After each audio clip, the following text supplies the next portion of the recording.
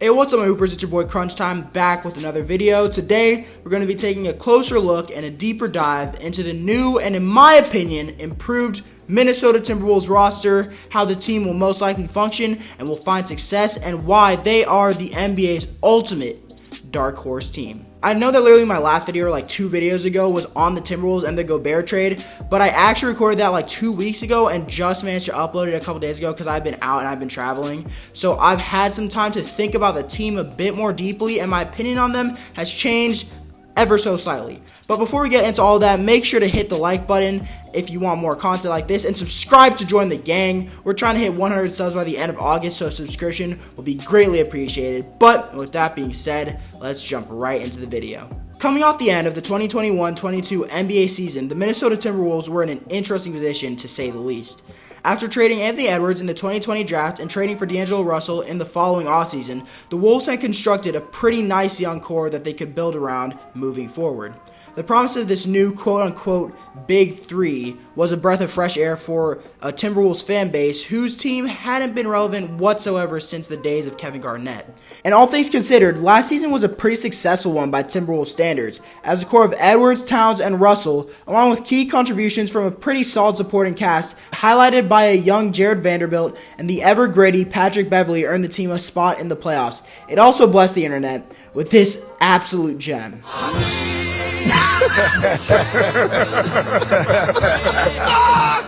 Oh, come on, man. Minnesota, downtown Minnesota going crazy right now, Kenny. Man, oh my goodness. Man, I tell you, they're going to burn the streets down. Such a Come on, man. Who's that running behind him? Yo, who's the guy running behind him? Oh, come on, man. Come on, man. You cried, but you said the play in, not the play off. However, their spot as the 7th seed meant that they had to match up with John Morant and the young Memphis Grizzlies, who, while being in many ways constructed similarly to the Wolves, were just flat out a better team and made quick work of the Timberwolves in 6 games. So entering the 2022 offseason, it was clear that the Timberwolves front office had some big decisions to make, and really they only had 2 legitimate options. One, they could do some minor retooling of the roster and run it back with the same core, banking on the improvement of Edwards as well as improved chemistry and another year of experience to carry the team further in the playoffs. Or, number 2, they could go all in and make a blockbuster trade for legitimate stars to pair with Anthony Edwards and Towns in order to form a legitimate Big Three. Fast forward to July 1st, 2022, and a breaking news alert here, a trade in the NBA. The Utah Jazz are sending Rudy Gobert to the Minnesota Timberwolves in exchange. Utah receives, are you ready? Malik Beasley, our friend Patrick Beverley, Jared Vanderbilt, Walker Kessler, who was Minnesota's first-round pick just this year, and multiple future first-round picks. All of this according to our Adrian Wojnarowski. The Wolves traded 5 players and 5 first-round picks for 3-time DPOY Rudy Gobert. Now the question is, did the Jazz give up too much for Gobert? Yes, absolutely, beyond a shadow of a doubt, they gave up way too much for Rudy Gobert. But the more important question is, was it worth it? And in my opinion, yes, absolutely, it was worth it. And here's why. The first thing that struck me about this deal was that Minnesota managed not to give up D'Angelo Russell. This was an aspect of the trade that confused me a bit because of all the trade rumors that have been flying around about D'Angelo Russell. Before the trade went down, I just assumed that if Minnesota were to make a trade, D'Angelo Russell would be gone. But they managed to keep him, and in hindsight, it was pretty essential that the Timberwolves did so. Especially given all the depth that they had to go for Rudy Gobert anyways. It's really a huge deal that they kept D'Angelo Russell. And while a Big Three of Gobert, Cat, and Ant would have worked just fine, I think that the way D'Angelo Russell and Rudy Gobert will connect might play a huge role in elevating the Wolves to that next level. As we all know, Gobert isn't the best scorer ever, to say the least. So having D'Angelo Russell as that third scoring option provides some security in terms of offensive firepower. If either Cat or Anthony Edwards are having a bad game, D'Angelo Russell's offensive firepower will be able to keep the Timberwolves highly competitive. Additionally, Russell, as probably the best playmaker on the Timberwolves team, is going to work so beautifully in the pick and roll with Rudy Gobert, and I expect him to unlock, as harsh as this sounds, what little offensive potential Rudy Gobert has, as he functions as a solid lob target for D'Angelo Russell to hit coming off the pick and roll. Additionally, with Gobert now in Minnesota, Cat is obviously going to be moving to the 4, meaning that he's going to be on the perimeter a lot more, which will be very interesting, and I expect that his offensive game will blossom even further as he's allowed to put up a couple more threes per game, which in the past, at least for Karl Anthony Towns, has correlated with a boost in his scoring. In his 2019-2020 campaign, he attempted almost 8 threes per game, the most of his career, and he averaged 26.5 points per game, which again was his career high and still remains his career high. He hasn't attempted as many threes since, and his scoring has gone down a bit, so I expect with more threes, more scoring, more efficiency for Cat. So I think that Gobert, even though he's a very, very, very defensive player, in a weird way, he gives the Timberwolves offense another dimension while also unlocking more of Cat's offensive potential. Given that the Wolves were already the number 8 offense in the league last year, I predict that they'll be a top 5 offense in the league next year, especially if Anthony Edwards takes the big leap that I think he's capable of taking. Now let's get to the big one,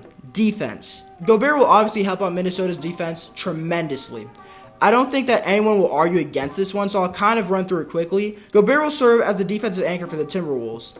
The Jazz last year were the 9th best defense in the league, defensive rating wise, and that was like 90 to 95% Rudy Gobert's doing, as the Jazz's scheme was just to funnel opponents into the paint and rely on Rudy Gobert to do all the defensive work. On the Wolves though, while they don't have a crazy amount of perimeter defense either, they are better equipped in that area than the Jazz were.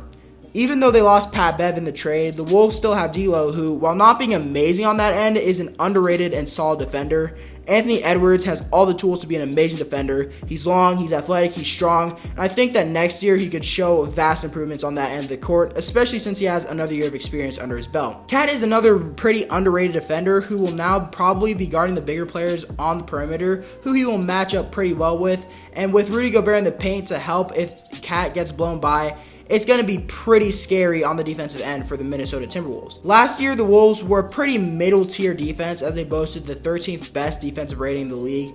With the addition of Rudy Gobert, they could easily jump into the top 10, maybe even the top 5 if everything clicks right, and they sign a couple more solid wing defender role players. As far as intangibles go, Gobert gives the team some veteran leadership, and he gives them more playoff experience on top of the fact that the Timberwolves were just in the playoffs last year. So this will be a more experienced playoff squad that we'll see next year as opposed to the team that we saw in the playoffs this year. The only real reservation I have with this team is that they lack any sort of bench depth whatsoever after this trade.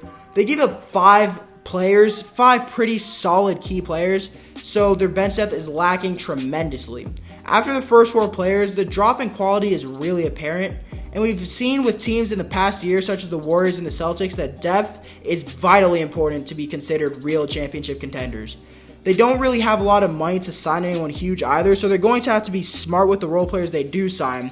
But 1 or 2 decent minimum contract signings could fix this problem and make them an even scarier team. Another gripe I have with the roster is that they don't really have a clear-cut superstar. I know this might sound stupid, and while yes, they do have 2 perennial all-stars and 1 all-star caliber player, having at least 1 superstar on the roster has historically been all but a necessity in order to win a championship. So the fact that they don't have a clear number 1 option who they can go to in crunch time, who can put the game away, the guy with the quote-unquote Mamba mentality, killer mentality, as cringe as it is to say, it is kind of a thing still, that does worry me a bit. However, looking at the roster next season, they're a top 5 offense and a top 10 defense, if not top 5 defense. They have the playoff experience. They now have the veteran leadership. They have all the ingredients of a championship team, so I see absolutely no reason they shouldn't be considered as serious title contenders.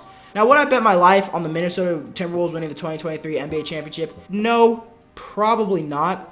But if everything clicks just right, the Minnesota Timberwolves could very well be the team lifting the 2023 NBA championship trophy, which is why I think that the 2023 Minnesota Timberwolves are the NBA's ultimate dark horse. With that being said, thank you for watching the whole video, you guys. If you made it this far, comment Dark Wolves in the comments below. Also, let me know what you think of the new look Timberwolves, and tell me how far you think they'll go in the comments down below. If you liked this video, don't forget to like the video and subscribe for more content like this. Again, we're trying to hit 100 subs by the end of August, so a subscription will be greatly appreciated. But with that being said, it's been your boy Crunch Time, and I'll see you next time. Peace.